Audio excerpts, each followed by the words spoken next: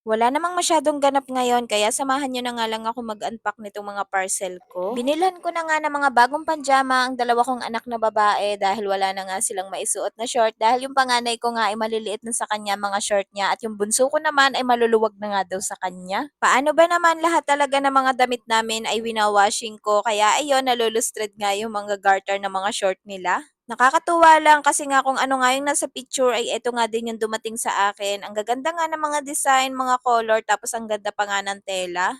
10 years old pa nga lang ang panganay ko at XL nga yung fit para sa kanya pero ang pinili ko nga ay yung double XL at tama naman ang pinili ko dahil sakto nga lang sa kanya. Siguro kung XL nga yung pinili ko ay nako bitin talaga yun sa kanya kaya buti na lang talaga at double XL nga ang pinili ko. And finally dahil nga sa pagsisipag ko sa paggagawa ng content, eto nga at nabili ko na ang gustong gusto kong tripod. Matagal ko na talagang gustong bilhin ng tripod na 'to kaso nga lang wala pa nga akong budget at wala pa nga akong naiipon.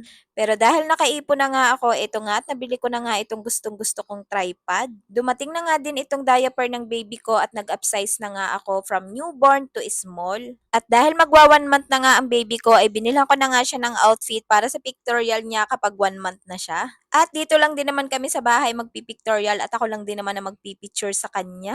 Dumating na nga din itong breast pump na talaga naman kailangan ko din dahil breastfeeding mom nga ako. First time ko nga magkaroon ng ganitong breast pump. Sa panganay ko naman ay hindi naman ako gumagamit ng ganito. Tapos sa pangalawa ko nga ay nanghihiram nga lang ako dati. Dito naman sa pangatlo ko ay bumili nga ako ng manual. Kaso nga lang ang hirap nga nung gamitin dahil hindi ka nga makakakilos doon at kailangan mo talaga mag-pump mano-mano. Pero ito nga bago ko ay wearable na nga siya tapos automatic pa at pwede ko nga kumilos-kilos dito habang nagpa-pump. Isa nga lang tong ni-request ko dahil unlilatch naman ako kay baby at habang nagpapalatch nga ako ay nagpa-pump naman ako sa kabila. Kung napapansin nyo nga sa mga vlog ko ay palagi akong may parcel bukod kasi sa pagko-content creator ay pinasok ko nga din ng pag-affiliate. Nakakatuwa lang kasi bukod sa kumikita ka na sa mga product na pinopromote mo ay nagkakaroon ka pa nga ng mga libreng item. Hindi pa naman ako ganun kabatikan sa pag-affiliate pero kahit papaano ay meron pa rin namang mga nagtitiwalang seller.